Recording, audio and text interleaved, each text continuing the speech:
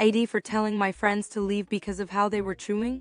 I 20 have misophonia. Please don't judge me for that, as I understand it's a me problem, and I never expect anyone else to stop what they're doing that makes me uncomfortable when it's not my home. Chewing is my biggest trigger, but when people are chewing loudly, I usually leave the room. The closest I've come to making it someone else's problem is when someone who wasn't the chewer asked why I left the room, and I calmly explained my misophonia. Two of my best friends, 21 and 21, will call them G and K, whom I love, chew with their mouths wide open and make a lot of noise while eating. For this reason, I try to avoid eating with them. Things became interesting the other day when I mentioned how I'd been in the mood for baking brownies back at my apartment. They asked if I wanted to bake with them, and we could have fun. I agreed, but mentioned that it might not be the best idea for us to eat together afterward. They said they understood and promised they would chew quietly and keep their mouths closed to have fun together. After asking multiple times to confirm they wouldn't feel like they were walking on eggshells, we made plans. When we sat down to eat the brownies, they both chewed with their mouths wide open and made horrible sounds.